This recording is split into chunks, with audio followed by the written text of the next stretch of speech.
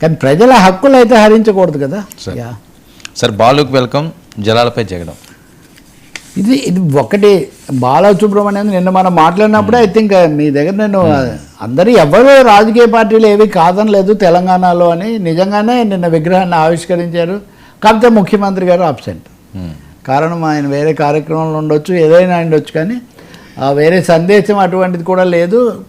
జరిగింది అంటే కొద్దిమంది వివాదం చేసినంత మాత్రాన తెలుగు ప్రజల మధ్యలో ఉన్నటువంటి సౌహార్దత, సంఘీభావం, సహోదరత్వం, కళాత్మకమైన అనుబంధం తొలగదు అని బాలు విగ్రహ స్థాపన చాలా స్పష్టం చేస్తూ ఉంది మనకు. ఖచ్చితంగా అన్ని ప్రాంతాలను, అన్ని సంస్కృతులను అందరినీ కూడా గౌరవించాలి. కానీ అలాంటి వాటి మీద మీరు వివాదాలు పెట్టుకోకండి. ఇదిగో మనం ఇప్పుడు చర్చించినట్టుగా గ్రామీణ ఉపాధి, ధరలు, వైద్యం, విద్య ఇట్లాంటి వాటి మీద మీరు చెయ్యండి అని ప్రజలు ఒక దీని గుణపాఠం బాలసుబ్రహ్మణ్యం మరణానంతరం కూడా ఆయన విగ్రహం ద్వారా ప్రజలకు ఒక మంచి ఐక్యతా సందేశం ఇచ్చారని మనం భావించాల్సి ఉంటుంది.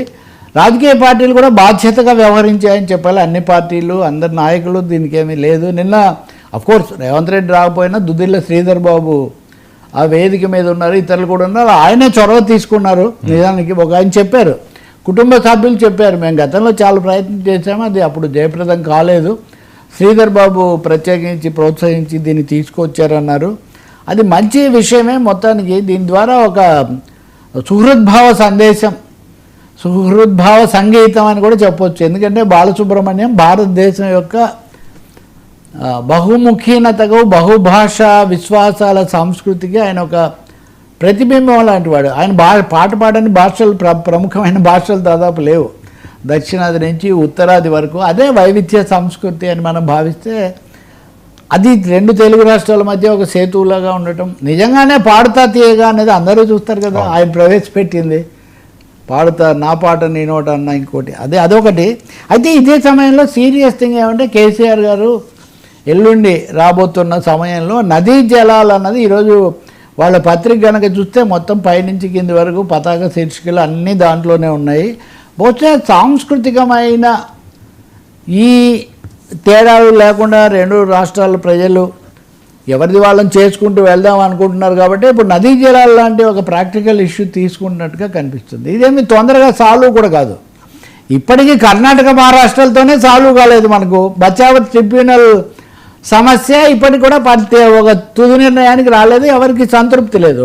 ఆల్మట్టి మీద లేదు, లేదా తమిళనాడుకు, కర్ణాటకకు కావేరీ జలాలకు సంబంధించి లేదు. ఎక్కడుందనే ఇప్పుడు నదీ జలాల మీద ఇప్పటికిప్పుడు కేంద్రం ఏదో పరిష్కారం చేస్తుందనేది లేదు. కానీ బీఆర్ఎస్ పార్టీ ఈ జల సమస్య అన్న దాని మీద, నదీ జలాల మీద ఒక తీవ్రమైన ఉద్యమానికి సిద్ధమవుతున్నట్టుగా కనిపిస్తుంది.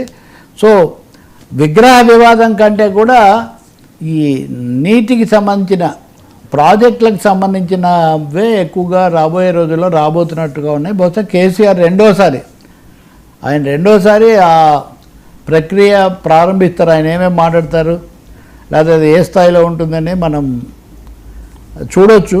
కానీ ఒకటైతే మనం చెప్పాలి, రాష్ట్రాలు, నాయకులు, అది సంస్కృతి అయినా, అది సంపద అయినా, ఇంకోటైనా ప్రజల మధ్య ఐక్యతను కాపాడుకునే విధంగానే అది ఉంటే చాలా మంచిది. మరి ఆయన ఏం మాట్లాడతారో చూద్దాం. అనుభవజ్ఞులు, సంయమనం కూడా తెలిసిన వాళ్ళు కాబట్టి అప్పుడు కేసీఆర్ ఉద్యమకారుడు కేసీఆర్ సరే 10 ఏళ్ళు ముఖ్యమంత్రిగా ఉండి ఇవన్నీ చూశారు. కాబట్టి ఇది కూడా ఒక అర్థవంతమైన చర్చకు, ఒక ఏమనాలి వాస్తవిక పరిష్కారానికి దారితీసే విధంగా చేస్తారని మనం కోరుకోవాలి. పార్టీలో ఒకటండి, ఒక సినిమాలో కూడా ఉంటుంది ఏదో, మనిషి వయసు 100 ఏళ్ళు అయితే ప్రాజెక్టు వయసు 1000 ఏళ్ళు అని. సో రాజకీయ పార్టీలు, సంఘాలు, నదీ జలాలు, ప్రాజెక్టులు ఇట్లాంటి దీర్ఘకాలిక అంశాల మీద చేసేటప్పుడు దీర్ఘకాలిక కోణంలో చేయటం, అందరి యొక్క సమిష్టి ప్రయోజనాన్ని దృష్టిలో పెట్టుకొని చేయటం చాలా మంచిది.